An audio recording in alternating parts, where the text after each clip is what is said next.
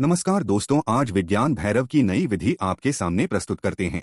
अब उनके सौंदर्य को भीतर ही घुलने दो। उसी प्रकार शून्य में या दीवार पर किसी बिंदु के साथ कल्पना करी, जब तक कि वह बिंदु विलीन न हो जाए। तब दूसरे के लिए तुम्हारी कामना सच हो जाती है। ये सारे सूत्र भीतर के केंद्र को कैसे पाया जाए, उससे संबंधित है। उसके लिए जो बुनियादी तरकीब, जो बुनियादी विधि काम में लाई गई है, वह यह है कि तुम अगर बाहर कहीं भी, मन में, हृदय में या बाहर की किसी दीवार में एक केंद्र बना सके और उस पर समग्रता से अपने अवधान को केंद्रित कर सके और उस बीच समूचे संसारा को भूल सके और एक वही बिंदु तुम्हारी चेतना में रह जाए, तो तुम अचानक अपने आंतरिक केंद्र पर फेंक दिए जाओगे। यह कैसे काम करता है, इसे समझो। तुम्हारा मन एक भगोड़ा है, एक भाग दौड़ ही है। वह कभी एक बिंदु पर नहीं टिकता है। वह निरंतर कहीं जा रहा है, गति कर रहा है, पहुंच रहा है, लेकिन वह कभी एक बिंदु पर नहीं टिकता है। वह एक विचार से दूसरे विचार की और असे बकी और यात्रा करता रहता है, लेकिन कभी वह अपर नहीं टिकता है, कभी वह बपर नहीं टिकता है। वह निरंतर गतिमान है। यह याद रहे कि मन सदा चलायमान है। वह कहीं पहुंचने की आशा तो करता है, लेकिन कहीं पहुंचता नहीं है। वह पहुंच नहीं सकता। मन की संरचना ही गीतिमय है। मन केवल गति करता है। वह मन का अंतर्भूत स्वभाव है। गति ही उसकी प्रक्रिया है। वह चलता ही जाता है। बिंदु पर ठहर गए कि मन तुमसे संघर्ष करेगा। वह कहेगा कि आगे चलो, क्योंकि अगर तुम रुक गए, मन तुरंत मर जाएगा। वह गति में रहकर ही जीता है। मन का अर्थ ही प्रक्रिया है। अगर तुमने गति नहीं की, तुम रुक गए, तो मन अचानक समाप्त हो जाएगा। वह नहीं बचेगा। केवल चेतना बचेगी। चेतना तुम्हारी स्वभाव है। मन तुम्हारा कर्म है। चलने जैसा। इसे समझना कठिन है, क्योंकि हम समझते हैं कि मन कोई ठोस वास्तविक वस्तु है। वह नहीं है। मन महज एक क्रिया है। यह कहना बेहतर होगा कि यह मन नहीं, मनन है। चलने की तरह यह एक प्रक्रिया है। चलना प्रक्रिया है। अगर तुम रुक जाओ तो चलना समाप्त हो जाएगा। तुम तब नहीं कह सकते कि चलना बैठना है। तुम रुक जाओ तो चलना समाप्त है। तुम रुक जाओ तो चलना कहाँ है? चलना बंद। पैर है पर चलना नहीं है। पैर चल सकते हैं, लेकिन अगर तुम रुक जाओ तो चलना नहीं होगा। चेतना पैर जैसी है, वह तुम्हारा स्वभाव है। मन चलने जैसा है, वह एक प्रक्रिया है। जब चेतना एक जगह से दूसरी जगह जाती है, तब वह प्रक्रिया मन है। जब चेतना असे ब और ब से सको जाती है, तब यह गति मन है। अगर तुम गति को बंद कर दो तो मन नहीं रहेगा। तुम चेतन हो, लेकिन मन नहीं है। जैसे पैर तो है, लेकिन चलना नहीं है। चलना क्रिया है। कर्म है। मन भी क्रिया है, कर्म है। अगर तुम कहीं रुक जाओ तो मन संघर्ष करेगा। मन कहेगा, बढ़े चलो। मन हर तरह से तुम्हें आगे या पीछे या कहीं भी धकाने की चेष्टा करेगा। कहीं भी सही, लेकिन चलते रहो। अगर तुम जिद करो, अगर तुम मन की नहीं मानना चाहा, तो वह कठिन होगा। कठिन होगा, क्योंकि तुमने सदा मन का हुक्म माना है। तुमने कभी मन पर हुक्म नहीं किया है। तुम कभी उसके मालिक नहीं रहे हो। तुम हो नहीं सकते, क्योंकि तुमने कभी अपने को मन से तादाद में रहित नहीं किया है। तुम सोचते हो कि तुम मन ही हो। यह भूल कि तुम मन ही हो मन को पूरी स्वतंत्रता दिए देती है, क्योंकि तब उस पर मलकियत करने वाला, उसे नियंत्रण में रखने वाला कोई न रहा। तब कोई रहा ही नहीं, मन ही मालिक रह जाता है। लेकिन मन की यह मलकियत तथाकथित है, वह स्वामित्व झूठा है। एक बार प्रयोग करो और तुम उसके स्वामित्व को नष्ट कर सकते हो। वह झूठा है। मन महज गुलाम है जो मालिक होने का दावा करता है। लेकिन उसकी यह दावेदारी इतनी पुरानी है, इतने जन्मों से है कि वह अपने को मालिक मानने लगा है। गुलाम मालिक हो गया है। वह एक महज विश्वास है, धारणा है। तुम उसके विपरीत प्रयोग करके देखो और तुम्हें पता चलेगा कि यह धारणा सर्वथा निराधार थी। यह पहला सूत्र कहता है, या कल्पना करो कि मोर की पूंछ के पंचरंगे वर्तुल निस्सीम अंतरिक्ष में तुम्हारी 5 इंद्रियों हैं। अब उनके सौंदर्य को भीतर ही पुलने दो।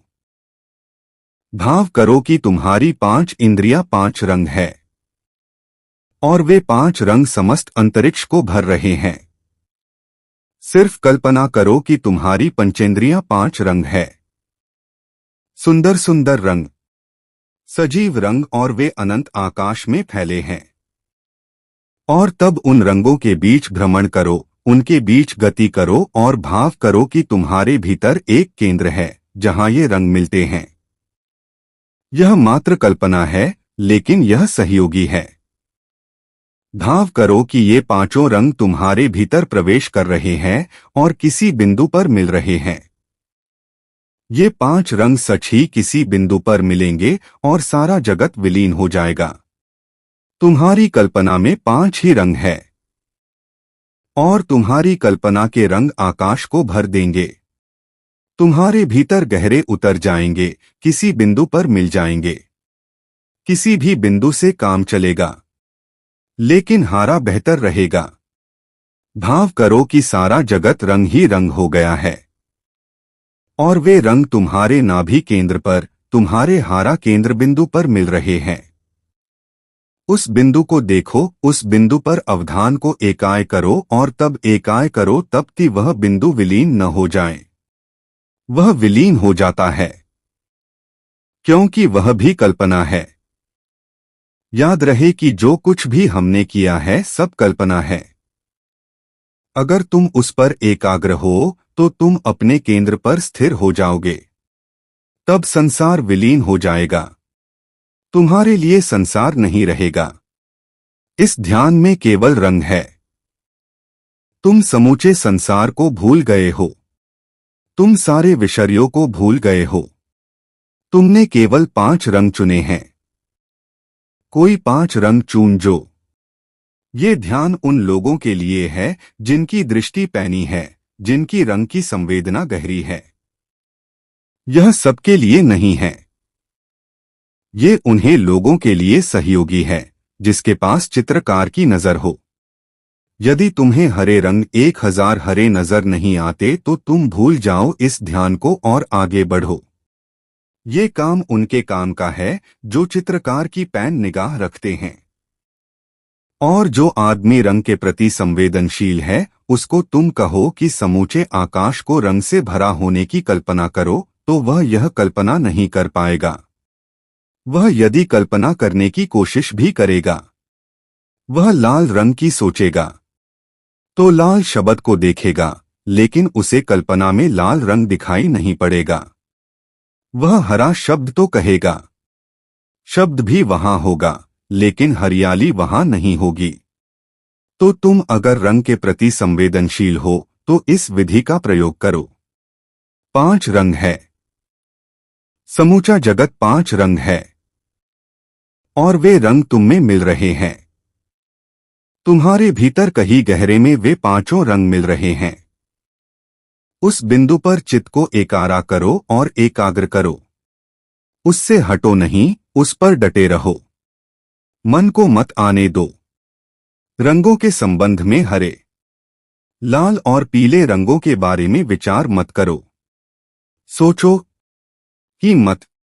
बस उन्हें अपने भीतर मिलते हुए देखो, उनके बारे में विचार मत करो। अगर तुम विचार किया तो मन प्रवेश कर गया। सिर्फ रंगों के भर जाओ, उन रंगों को अपने भीतर मिलने दो और तब उस मिलन बिंदु पर अवधान को केंद्रित करो। सोचो मत। एकाग्रता सोचना नहीं है, विचारना नहीं है, मनन नहीं है। तुम अगर सचमुच रंगों से भर जाओ और तुम एक इंद्रधनुष, एक मोर ही बन जाओ और तुम्हारा आकाश रंगमय हो जाए, तो उसमें तुम्हें एक सौंदर्य बोध होगा, गहरा गहरा सौंदर्य बोध। लेकिन उसके संबंध में विचार मत करो। यह मत कहो कि यह सुंदर है। विचारना में मत चले जाओ। उस बिंदु पर एकाय हो जहां ये रंग मिल रहे हैं और एकाग्रता को बढ़ाते जाओ, गहराते हो तो कल्पना नहीं टिक सकती, वह विलीन हो जाएगी। संसार पहले ही विलीन हो चुका है, सिर्फ रंग रह गए थे। वे रंग तुम्हारी कल्पना थे और वे काल्पनिक रंग एक बिंदु पर मिल रहे हैं। वह बिंदु भी काल्पनिक था। अब गहरी एकाग्रता से वह बिंदु भी विलीन हो जाएगा। अब तुम कहाँ रहोगे? अब तुम कहाँ हो? तुम अपने केंद्र में स्थित हो जाओगे। इसलिए सूत्र कहता है, शून्य में या दीवार में किसी बिंदु पर यह सहयोगी होगा। अगर तुम रंगों की कल्पना नहीं कर सकते तो दीवार पर किसी बिंदु से काम चलेगा। कोई भी चीज एकाग्रता के विषय के रूप में ले लो। अगर वह आंतरिक हो, अंतस का हो तो बेहतर। लेकिन फिर दो तरह के व्यक्तित्व होते हैं। जो लोग अंतर्मुखी हैं, उनके लिए उनके भीतर ही सब रंगों के मिलने की धारण आसान है। लेकिन जो बहिर्मुखी लोग हैं, वे भीतर की धारणा नहीं बना सकते। वे बाहर की ही कल्पना कर सकते हैं। उनकी चित्त बाहर ही यात्रा करता है। वे भीतर नहीं गति कर सकते, उनके भीतर कोई आंतरिकता नहीं है। अंग्रेज दार्शनिक डेविड ह्यूम ने कहा है, जब भी मैं भीतर जाता हूं वहां मुझे कोई आत्मा नहीं मिलती। जो भी मिलता है वह बाहर के प्रतिबिंब है, कोई विचार, कोई भाव। कभी किसी आंतरिकता का दर्शन नहीं होता। सदा बाहरी जगत ही वहां प्रतिबिंबित मिलता है। यह श्रेष्ठतम बहिर्मुखी चित्त है और डेविड ह्यूम सर्वाधिक बहिर्मुखी चित्त वालों से एक है। इसलिए अगर तुम्हें भीतर कुछ धारणा के लिए न मिले और तुम्हारा मन पूछे कि यह आंतरिकता क्या है, तो अच्छा है कि दीवार पर किसी बिंदु का प्रयोग करो। लोग मेरे पास आते हैं और पूछते हैं कि भीतर कैसे जाया जाए। उनके लिए यह समस्या है, क्योंकि अगर तुम बहिर्गामिता ही जानते हो, तुम्हें अगर बाहर बाहर गति करना ही आता है, तो तुम्हारे लिए भीतर जाना कठिन होगा।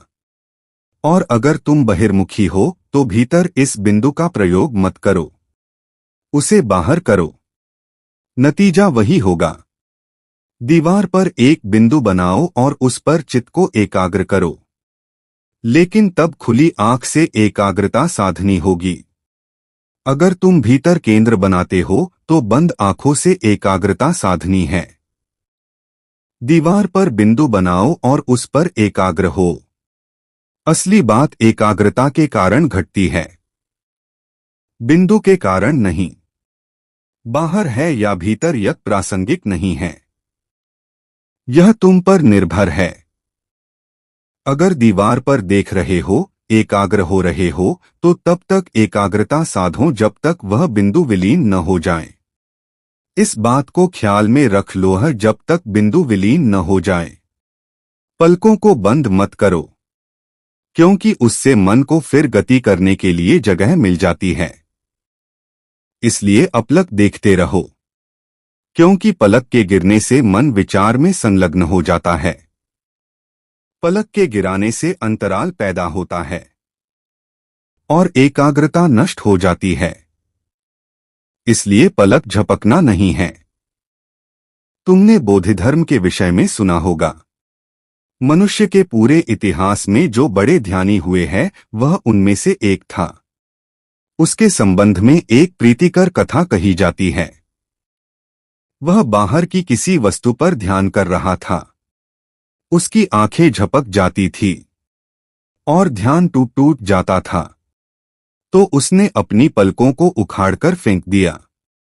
बहुत सुंदर कथा है कि उसने अपनी पलकों को उखाड़कर फेंक दिया और फिर ध्यान करना शुरू किया। कुछ हफ्तों के बाद उसने देखा कि जहां उसकी पलकें गिरी थी उस स्थान पर कोई पौधे उग आए थे। यह घटना चीन के एक पहाड़ पर घटित हुई थी। उस पहाड़ का नाम टा था, इसलिए जो पौधे वहां उग आए थे उनका नाम टी पड़ा। और यही कारण है कि चाय जागरण में सहयोगी होती है। इसलिए जब तुम्हारी पलकें झपकने लगें और तुम नींद में उतरने लगो तो एक प्याली चाय पी लो। वे बोधिधर्म की पलकें हैं। इसी वजह से जैन संत चाय को पवित्र मानते हैं। चाय कोई मामूली चीज नहीं है, वह पवित्र है, बोधिधर्म की आंख की पलक है। इसी वजह से जैन संत चाय को पवित्र मानते हैं। चाय कोई मामूली चीज नहीं है, वह पवित्र है, बोधिधर्म की आंख की पलक है। जापान में तो वे चायोत्सव करते हैं। प्रत्येक परिवार में एक चायधर होता है, जहां धार्मिक अनुष्ठान के साथ चाय पी जाती है।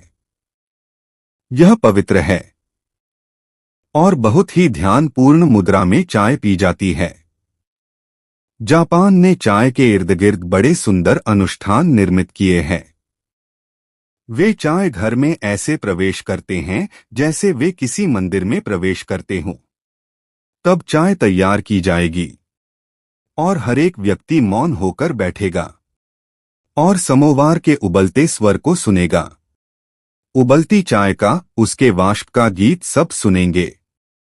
वह कोई अदना वस्तु नहीं है, बोधिधर्म की आंख की पलक है। और चूंकि बोधिधर्म खुली आंखों से जागने की कोशिश में लगा था, इसलिए चाय सहयोगी है। और चूंकि यह कथाटा पर्वत पर घटित हुई, इसलिए वह टी कहलाती है। सच हो या न हो, यह कहानी सुंदर है। अगर तुम बाहर एकाग्रता साध रहे हो तो अपलक देखना जरूरी है। समझो कि तुम्हारे पलकें नहीं हैं। पलकों को उखाड़ फेंकने का यही अर्थ है। तुम्हें आंखें तो है, लेकिन उनके ऊपर झपकने को पलकें नहीं हैं। और तब एकाग्रता साधो जब तक बिंदु विलीन नहीं हो जाता। बिंदु विलीन हो जाता है। अगर तुम लगे रहे, अगर तुमने संकल्प के साथ मन को चलायमान नहीं होने दिया, तो बिंदु विलीन हो जाता है। अगर तुम उस बिंदु पर एकाग्र थे और तुम्हारे लिए संसार में इस बिंदु के अलावा कुछ भी नहीं था, अगर सारा संसार पहले ही विलीन हो चुका था और वही बिंदु बचा था और यह बिंदु भी विदा हो गया, तो अब चेतना कहीं और गति नहीं कर सकती। उसके लिए जाने को कहीं न रहा, सारे आयाम बंद हो गए। अब चित अपने ऊपर फेंक दिया जाता है। अब चेतना अपने आप में लौट आती है और तब तुम केंद्र में प्रविष्ट हो गए। तो चाहे भीतर हो या बाहर, तब तक एकाग्रता साधो जब तक बिंदु विसर्जित नहीं होता। यह बिंदु दो कारणों से विसर्जित होगा। अगर वह भीतर है तो काल्पनिक है और इसलिए विलीन हो जाएगा, और अगर यह बाहर है तो वह काल्पनिक नहीं, असली है। तुमने दीवार पर बिंदु बनाया है और उस पर अवधान को एकाग्र किया है, तो यह बिंदु क्यों विलीन होगा? भीतर के बिंदु का विलीन होना तो समझा जा सकता है, क्योंकि वह वहां था नहीं, तुमने उसे कल्पित कर लिया था। लेकिन दीवार पर तो वह है। वह क्यों विलीन होगा? वह एक विशेष कारण से विलीन होता है। अगर तुम किसी बिंदु पर चित्त को एकाग्र करते हो तो यथार्थ में वह बिंदु विसर्जित नहीं होता है, तुम्हारा मन ही विसर्जित होता है। अगर तुम किसी बहम बिंदु पर एकाग्र हो रहे हो तो मन की गति बंद हो जाती है, और मन गति के बिना जी नहीं सकता, वह रुक जाता है। वह मर जाता है। और जब मन रुक जाता है, तुम बाहर की किसी भी चीज के साथ संबंधित नहीं हो सकते हो। तब अचानक सभी सेतु टूट जाते हैं, क्योंकि मन ही तो सेतु है। जब तुम दीवार पर किसी बिंदु पर मन को एकाग्र कर रहे हो, तो तुम्हारा मन क्या करता है? वह निरंतर तुमसे बिंदु तक और बिंदु से तुम तक उछलकूद करता रहता है। एक सतत उछलकूद की प्रक्रिया चलती है। जब मन विचलित होता है, तो तुम बिंदु को नहीं देख सकते, क्योंकि तुम यथार्थ आंख में से नहीं, मन से और आंख से बिंदु को देखते हो। अगर मन वहां न रहे, तो आंखें काम नहीं कर सकती। तुम दीवार को घूरते रह सकते हो, लेकिन बिंदु नहीं दिखाई पड़ेगा, क्योंकि मन न रहा, सेतु टूट गया। बिंदु तो सच है, वह है। इसलिए जब मन लौट आएगा, तो फिर उसे देख सकोगे। लेकिन अभी नहीं देख सकते, अभी तुम बाहर गति नहीं कर सकते। अचानक तुम अपने केंद्र पर हो। यह केंद्रस्थता तुम्हें तुम्हारे अस्तित्वगत आधार के प्रति जागरूक बना देगी। तब तुम जानोगे कि कहां से तुम अस्तित्व के साथ संयुक्त हो, जुड़े हो। तुम्हारे भीतर ही वह बिंदु है जो समस्त अस्तित्व के साथ जुड़ा हुआ है, जो उसके साथ एक है। और जब एक बार इस केंद्र को जान गए, तो तुम घर आ गए। तब यह संसार परदेश नहीं रहा, और तुम परदेशी नहीं रहे। तब जान गए, तो तुम घर आ गए। तब तुम संसार के हो गए। तब किसी संघर्ष की, किसी लड़ाई की जरूरत नहीं रही। तब तुम्हारे और अस्तित्व के बीच शत्रुता न रही, अस्तित्व तुम्हारी मां हो गई। यह अस्तित्व ही है जो तुम्हारे भीतर प्रविष्ट हुआ और बोधपूर्ण हुआ है। यह अस्तित्व ही है जो तुम्हारे भीतर प्रस्फुटित हुआ है। यह अनुभूति, यह प्रतीति, यह घटना और फिर दुहक नहीं रहेगा। तब आनंद कोई घटना नहीं है, ऐसी घटना जो आती है और चली जाती है। तब आनंद तुम्हारा स्वभाव है। जब कोई अपने केंद्र में स्थित होता है, तो आनंद स्वाभाविक है। तब कोई आनंदपूर्ण हो जाता है। फिर धीरे धीरे उसे यह बोध भी जाता रहता है कि वह आनंदपूर्ण है, क्योंकि बोध के लिए विपरीत का होना जरूरी है। अगर तुम दुखी हो, तो आनंदित होने पर तुम्हें आनंद की अनुभूति होगी। लेकिन जब दुख नहीं है, तो धीरे धीरे तुम दुख को पूरी तरह भूल जाते हो, और तब तुम अपने आनंद को भी भूल जाते हो। और जब तुम अपने आनंद को भी भूलते हो, तभी तुम सच में आनंदित हो। तब वह स्वाभाविक है। जैसे तारे चमकते हैं, नदियां बहती है, वैसे ही तुम आनंदपूर्ण हो। तुम्हारा होना ही आनंदमय है। तब यह कोई घटना नहीं है, तब तुम ही आनंद हो।